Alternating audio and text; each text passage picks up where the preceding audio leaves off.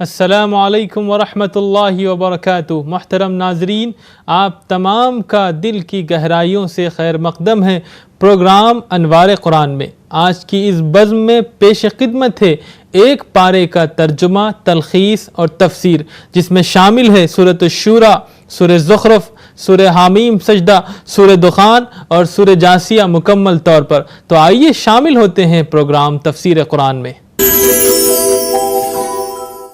اعوذ باللہ من الشیطان الرجیم، بسم اللہ الرحمن الرحیم۔ الیہ یرد علم الساعہ۔ سامعین کرام، کل آپ نے 24ویں پارے کی سماعت فرمائی اور اس کا خلاصہ سنا۔ آج انشاءاللہ سبحانہ و تعالی 25ویں پارے کی سماعت فرمائیں گے اور اس کا خلاصہ سنیں گے۔ آج 25ویں پارے میں سورہ حامیم سجدہ کا آخری رکوع ہے، پھر سورہ شورى، سورہ زخرف، سورہ دخان اور سورہ جاثیہ مکمل ہے۔ تقریباً 20 رکوع آج انشاءاللہ تعالی آپ تراویح کے اندر سنیں گے۔ سورہ جاثیہ کا جو آخری رکوع ہے، اس میں اللہ سبحانہ و تعالی نے یہ فرمایا کہ قیامت کب آئے گی یہ حقیقت ہے، لیکن اس کا علم اللہ سبحانہ و تعالی کے علاوہ کسی بشر کو اور کائنات کی کسی مخلوق کو نہیں، یہ صرف اللہ سبحانہ و تعالیٰ کو معلوم ہے کہ کب آئے گی۔ پھر اللہ سبحانہ و تعالیٰ نے فرمایا کہ اللہ سبحانہ و تعالیٰ کا علم محیط ہے، کائنات کا کوئی ذرہ اللہ سبحانہ و تعالیٰ کے علم سے باہر نہیں ہے۔ اللہ سبحانہ و تعالیٰ کھجور کے اندر جو گٹھلی ہے اور پھول شگوفے کے اندر جو ہے اور نباتات کے اندر جو ہے اور جماجات کے اندر جو ہے اور ذرات کے اندر جو ہے، ہر چیز کا علم اللہ سبحانہ و تعالیٰ کو ہے۔ اللہ تعالیٰ خبیر ہیں، اللہ تعالیٰ علیم ہیں، اور اللہ تعالیٰ کے علم سے کوئی چیز باہر نہیں ہے۔ پھر اللہ سبحانہ و تعالیٰ نے انسانی فطرت کے بارے میں بتلایا کہ انسان جو ہے جب اس پر کوئی مصیبت آتی ہے تو وہ مایوس ہو جاتا ہے، جب اس کے اوپر انعام اور اکرام کیا جاتا ہے، انعام و اکرام کا اس کے ساتھ معاملہ کیا جاتا ہے تو وہ روگرداں ہو جاتا ہے، اور جب اس کے اوپر اللہ تعالیٰ کی طرف سے کوئی مصیبت پریشانی آتی ہے تو وہ لمبی لمبی دعاؤں کے اندر لگ جاتا ہے۔ اللہ سبحانہ و تعالیٰ نے انسانی فطرت کو بیان کرنے کے بعد انسان سے کہا کہ انسان کو حق کی تلاش کرنا چاہیے، اور حق اللہ سبحانہ و تعالیٰ کی ذات گرامی ہے۔ اس ذات گرامی کے بارے میں تم دنیا کے اندر جو چیزیں ہیں ان کے اندر غور اور فکر کر کے، اپنی ذات کے اندر غور و فکر کر کے حق تک پہنچ سکتے ہو، اللہ سبحانہ و تعالیٰ کی ذات کی معرفت حاصل کر سکتے ہو۔ یہ آخر رکوع کے اندر پیغام تھا جو اللہ سبحانہ و تعالیٰ کا تراویح کے ذریعے ہم کو ملا۔ اب سورہ شورى شروع ہوتی ہے۔ یہ سورۃ کریمہ بھی مکہ شریف میں نازل ہوئی، اس کے اندر 53 آیتیں ہیں اور یہ سورت 5 رکوع پر مشتمل ہے۔ اللہ سبحانہ و تعالیٰ نے حروف مقطعات کے ذریعے قسم کھا کر فرمایا کہ اسی طرح جس طرح قرآن کی وحی ہم نے آپ کے اوپر کی، اسی طریقے سے آپ سے پہلے بھی اللہ سبحانہ و تعالیٰ نے انبیاء کرام کی طرف اپنی کتابیں نازل فرمائیں وحی کے ذریعے اور صحیفے نازل فرمائے۔ اسی طرح یہ قرآن شریف بھی آپ کو ایک زبردست اور حکمت والی ذات کی طرف سے ارسال کیا گیا ہے۔ یہ ذات ایسی ہے جس کی ملکیت کے اندر تمام آسمانوں اور زمینوں کی چیزیں ہیں۔ وہ ذات سب سے اوپر، سب سے بڑی، سب سے توانا، سب سے طاقتور ہے۔ اللہ سبحانہ و تعالیٰ نے حضور اکرم صلی اللہ علیہ وسلم کو مخاطب کر کے فرمایا کہ ہم نے آپ کے اوپر اس قرآن کی جو وحی کی ہے یہ عربی زبان میں کی ہے، اور آغاز عربی زبان سے کیوں کیا؟ تاکہ آپ مکے والوں کو اور مکے والوں کے اطراف اور دنیا کے تمام لوگوں کو اسلام کا پیغام پہنچا دیں۔ آپ تمام لوگوں کو بتلا دیں کہ ایک دن آنے والا ہے جو قیامت کا دن کہلاتا ہے، حساب کا دن کہلاتا ہے، اور اس دن تمام لوگوں کو اللہ سبحانہ و تعالیٰ کے سامنے پیش ہو کر اپنا حساب دینا ہے۔ ایک فریق دوزخ میں جائے گا، ایک فریق جنت کے اندر جائے گا، اور اللہ سبحانہ و تعالیٰ اگر چاہتا تو پھر ایک ہی فریق بنا دیتا کہ سب جنت میں چلے جاتے، لیکن اللہ تعالیٰ کی حکمت تقاضا یہ ہوا کہ اللہ سبحانہ و تعالیٰ اپنی رحمت اور اپنے غضب دونوں کا مشاہدہ کرائے، مخلوقات کے اندر انسانی ایک ایسی مخلوق ہے کہ جو خیر اور شر، اچھائی اور برائی سب کو اختیار کر سکتا ہے۔ اس کا اللہ سبحانہ و تعالیٰ نے اسے اختیار دیا ہے، اور یہ اس لیے کہ اللہ تعالیٰ کی رحمت اور غضب دونوں کا مشاہدہ ہو جائے۔ اللہ سبحانہ و تعالیٰ ہی کام بنانے والا ہے، اللہ سبحانہ و تعالیٰ ہی زندہ کرنے والا ہے، اور اللہ سبحانہ و تعالیٰ کی ذات گرامی جو ہے ہر چیز پر قادر ہے۔ پھر اللہ سبحانہ و تعالیٰ نے فرمایا کہ انسان جو ہے اس کے اندر اختلافات ہونا فطری ہے۔ جب اختلاف پیدا ہو تو اس کا مرجع اللہ سبحانہ و تعالیٰ کی ذات ہونا چاہیے، اللہ کے رسول کی ذات ہونا چاہیے، قرآن کو ہونا چاہیے، اور قرآن اور اللہ تعالیٰ کے احکامات کے تحت اپنے اختلافات کو حل کرنا چاہیے۔ جو اس طرح حل کرے گا تو اللہ سبحانہ و تعالیٰ اختلاف کو اتفاق میں بدل دے گا۔ پھر اللہ سبحانہ و تعالیٰ اپنی قدرت کا مظاہرہ کرتے ہوئے فرماتے ہیں کہ اللہ سبحانہ و تعالیٰ جو کہ آسمان اور زمین کے خالق ہیں، اس نے ہر جانوروں کے اور انسان کے جوڑے بنائے تاکہ نسل انسانی اور تمام نسلیں جاری و ساری رہ سکیں۔ اللہ تعالیٰ کی طرح کوئی نہیں ہے، اللہ بے مثیل ہے، اور اللہ سبحانہ و تعالیٰ کی صفات میں سے دو صفتیں اللہ تعالیٰ نے بیان کی کہ اللہ تعالیٰ سمیع ہے اور بصیر، دیکھنے والا ہے اور سننے والا ہے۔ پھر اللہ سبحانہ و تعالیٰ نے فرمایا کہ وہی راستہ اللہ سبحانہ و تعالیٰ نے تمہارے لیے پسند کیا جو اللہ سبحانہ و تعالیٰ نے حضرت نوح کو اس کی طرف وحی کی تھی، اور حضرت ابراہیم اور حضرت موسیٰ اور حضرت عیسیٰ، ان تمام انبیاء کرام کے ذریعے جس طریقے کی طرف دعوت دی گئی تھی اسی طریقے کی طرف دعوت آپ کو بھی دی جا رہی ہے، اور وہ کیا ہے کہ دین کو قائم کرو اور اختلافات سے بچو۔ یہ سب سے بڑی دعوت اللہ تعالیٰ نے دی کہ ایمان لاؤ، اللہ تعالیٰ کی توحید کا اختیار کرو، اور کبھی تفرقہ نہ کرو، اختلافات نہ کرو۔ اللہ سبحانہ و تعالیٰ نے اس کے بعد فرمایا کہ جو دنیا کی کھیتی چاہتا ہے تو اللہ سبحانہ و تعالیٰ اس کو دنیا کے اندر مال و متاع عطا فرما دیتے ہیں، جو آخرت کی کھیتی چاہتا ہے تو اللہ سبحانہ و تعالیٰ وہ اس کو عطا فرما دیتے ہیں۔ تو دینے والے اللہ سبحانہ و تعالیٰ ہیں، لیکن اللہ تعالیٰ نے انسان کو اختیار دیا کہ وہ کیا طلب کرتا ہے۔ اللہ سبحانہ و تعالیٰ نے بتلایا کہ اللہ تعالیٰ کی اگر رحمت کے طالب ہو گئے تو جنت ملے گی، اور اگر اللہ سبحانہ و تعالیٰ کی عذاب کے مستحق ہو گئے تو دوزخ ملے گی، اور دوزخ کے اندر اللہ سبحانہ و تعالیٰ نے دردناک عذاب کے بارے میں بتلایا کہ سختناک عذاب وہاں ہوگا۔ پھر حضور اکرم صلی اللہ علیہ وسلم کو خطاب کر کے اللہ سبحانہ و تعالیٰ نے کہا کہ آپ تمام لوگوں کے درمیان یہ اعلان کر دیجئے کہ میں دعوت کا جو کام کر رہا ہوں، قرآن کی جو تبلیغ کر رہا ہوں، شریعت کے جو احکام پہنچا رہا ہوں، اس کے اوپر تم سے کوئی بدلہ نہیں چاہتا، لیکن اتنا ضرور چاہتا ہوں کہ دوستی اور قرابت کا لحاظ رکھنا چاہیے، اور یہ اس لیے کہ تاکہ یہ رغبت ہو ان کو اسلام میں داخل ہونے کی۔ پھر اللہ سبحانہ و تعالیٰ نے فرمایا کہ اللہ سبحانہ و تعالیٰ ہی رزاق ہیں، پیدا کرنے والے بھی وہی ہیں اور رزق عطا کرنے والے بھی وہی ہیں، لیکن اللہ سبحانہ و تعالیٰ رزق کے دروازے جس پر جس طرح چاہتے ہیں کھول دیتے ہیں۔ اگر اللہ سبحانہ و تعالیٰ تمام لوگوں کو ان کی ضروریات و مطلوب و چیزیں اس طرح عطا فرمائیں جس طرح لوگ چاہتے ہیں تو پھر دنیا کے ہر انسان باغی ہو جائے، تو اللہ سبحانہ و تعالیٰ اندازے کے بقدر جان کر اور ظرف کو دیکھتے ہوئے اتنا ہی عطا فرماتے ہیں، کیونکہ اللہ سبحانہ و تعالیٰ خبر رکھنے والے اور نگاہ رکھنے والے ہیں۔ پھر اللہ سبحانہ و تعالیٰ نے فرمایا کہ رزق کو پیدا کرنے والے بھی اللہ سبحانہ و تعالیٰ ہیں، اور اسباب رزق کو پیدا کرنے والے بھی اللہ سبحانہ و تعالیٰ ہیں، اور اللہ سبحانہ و تعالیٰ کی ذات گرامی جو ہے، سمجھے صاحب، جو مصیبت پہنچتی ہے تو اللہ سبحانہ و تعالیٰ کی طرف سے، لیکن جو مصیبت زیادہ تر پہنچتی ہے تو دینے والے تو اللہ تعالیٰ ہوتے ہیں، لیکن انسان کے اعمال اور اس کے ہاتھ جو ہیں وہ اس کا سبب بنتے ہیں۔ پھر اللہ سبحانہ و تعالیٰ نے فرمایا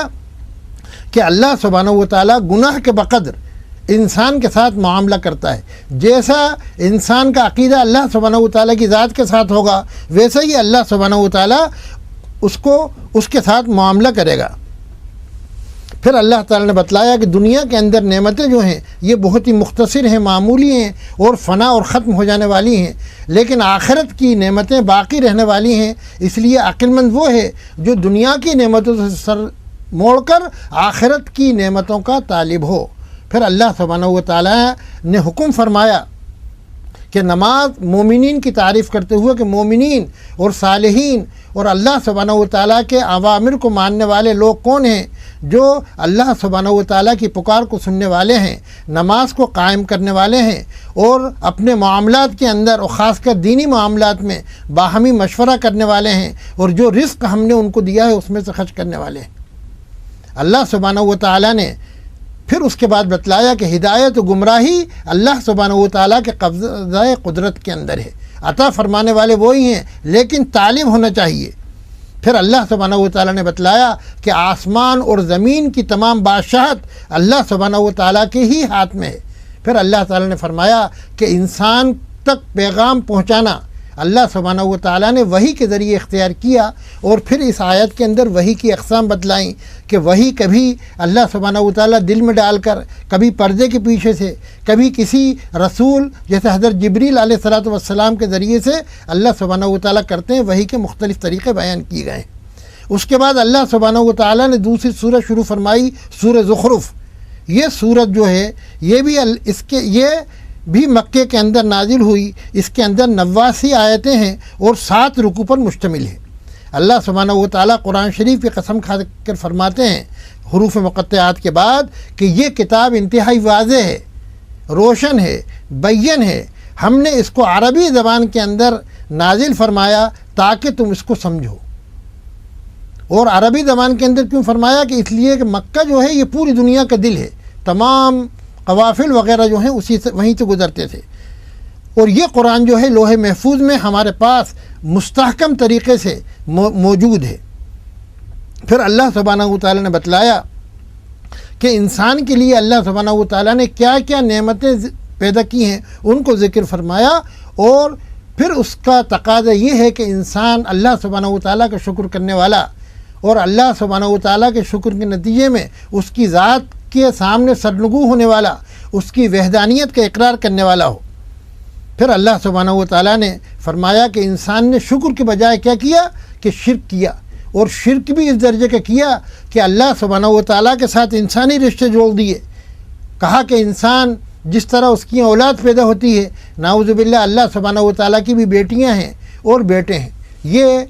کفر کا بہت ہی بڑا درجہ ہے، اور اس کے اوپر اللہ تعالیٰ کی سخت ترین سزا ہے کہ اللہ تعالیٰ تو ایسا ہے کہ اس کی ذات اور صفات میں کوئی شریک نہیں ہو سکتا۔ پھر اللہ سبحانہ و تعالیٰ نے تفصیل سے حضرت ابراہیم علیہ السلام کی دعوت کہ انہوں نے اپنے والد کو دعوت دی، اپنی قوم کو دعوت دی، اور اس کے ذیل میں اللہ سبحانہ و تعالیٰ نے بتلایا کہ مشرکین مکہ کو بھی آپ اسی طرح دعوت دیجیے۔ پھر اللہ سبحانہ و تعالیٰ نے خبر دی کہ مشرکین مکہ یہ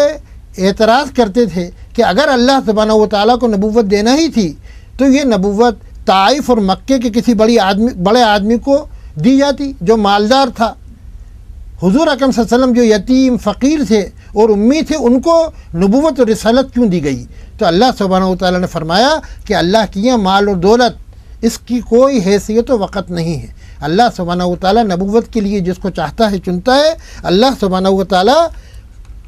کے ہی ذات سے تمام فیض پوری دنیا کو ملتا ہے۔ پھر اللہ سبحانہ و تعالیٰ نے فرمایا کہ یہ وحی جو کی گئی، مومن کی علامت یہ ہے کہ وہ اس وحی کی اتباع و پیروی کرے۔ پھر اللہ تعالیٰ نے حضور اکرم صلی اللہ علیہ وسلم کے عظیم الشان معجزہ قرآن کے بعد فرمایا کہ حضرت موسیٰ علیہ الصلاۃ والسلام کو بھی معجزات عطا فرمائے گئے۔ فرعون نے ان معجزات کو نہیں مانا، سرکشی اور نافرمانی کی، تو اللہ تعالیٰ نے بتلایا کہ اس کو تباہ و برباد کر دیا گیا۔ اسی طرح مشرکین مکہ کو دعوت دی گئی کہ قرآن اللہ تعالیٰ کی کتاب ہے، حضور اکرم صلی اللہ علیہ وسلم کا قیامت تک باقی رہنے والا ابدی معجزہ ہے، اگر تم نے اس کے اوپر عمل کیا فبہا، نہیں تو فرعون کی طرح تم کو ہلاک کر دیا جائے گا۔ پھر اللہ سبحانہ و تعالیٰ نے قرب قیامت حضرت عیسیٰ علیہ الصلاۃ والسلام کی آمد کا تذکرہ فرماتے ہوئے آخرت میں بتلایا کہ آخرت آنے والی ہے اور پوری دنیا فنا ہو جائے گی، اور آخرت کے اندر دوستیاں دشمنیوں میں تبدیل ہو جائیں گی، لیکن نیک اور صالح لوگوں کے درمیان دوستی اور ان کے درمیان محبت برقرار رہے گی۔ پھر اللہ تعالیٰ نے فرمایا کہ جنت کے اندر مومنین ہر طرح عیش و آرام سے ہوں گے، وہ اور ان کی بیویاں بھی۔ پھر اللہ سبحانہ و تعالیٰ نے بتلایا کہ مجرمین جو ہیں وہ اللہ سبحانہ و تعالیٰ کے سخت ترین عذاب کے اندر مبتلا رہیں گے۔ اللہ سبحانہ و تعالیٰ نے اس کے بعد سورۃ دخان یہ بھی مکہ شریف میں نازل ہوئی ہے. اس کے اندر 59 آیتیں ہیں اور یہ صورت کریمہ 3 رکوع پر مشتمل ہے. اللہ تعالیٰ نے فرمایا کہ قسم ہے اس کتاب کی جو انتہائی واضح اور بین ہے. پھر اللہ تعالیٰ نے فرمایا کہ یہ کتاب ہم نے لوح محفوظ سے آسمان دنیا کے اوپر نازل کی اور 23 سال کے اندر حضور اکرم صلی اللہ علیہ وسلم پر نازل کی. اور 23 سال کے اندر سب سے پہلے جو قرآن نازل ہوا وہ ایک برکت والی رات میں نازل ہوا جسے لیلۃ القدر کہتے ہیں. اللہ تعالیٰ نے فرمایا کہ قرآن کو برکت والی رات میں اللہ سبحانہ و تعالیٰ نے نازل فرمایا. پھر اس رات کے اندر اللہ سبحانہ و تعالیٰ قضاء و قدر کے فیصلے فرماتے ہیں. پھر اللہ سبحانہ و تعالیٰ نے اس صورت کریمہ کے اندر اپنی وحدانیت کے دلائل پے در پہ یک بعد دیگر بیان کیے اور انسان سے کہا کہ انسان کو ان دلائل کے ذریعے اللہ سبحانہ و تعالیٰ کی معرفت حاصل کرنا چاہیے. پھر اللہ تعالیٰ نے فرعون جنوں کی تباہی کا اور اس کا قصہ بیان کیا، بنی اسرائیل کی نجات کا قصہ بیان کیا. پھر اللہ سبحانہ و تعالیٰ نے قوم تبع اور دوسری اقوام کی تباہی کا تذکر بیان کیا تاکہ انسان جو ہے اور وہ لوگ جو حضور اکرم صلی اللہ علیہ وسلم کی نبوت کے زمانے میں موجود تھے اور قیامت تک آنے والے ہیں وہ ان اقوام کی یعنی نمونوں سے سبق حاصل کریں، ان کی تباہی و بربادی کو دیکھ کر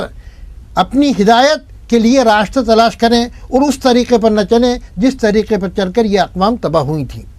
پھر اللہ تعالیٰ نے فرمایا کہ جہنم بہت ہی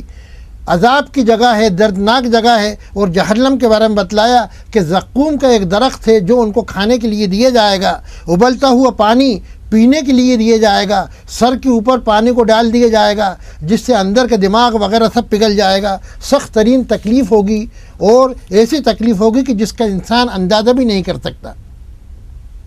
پھر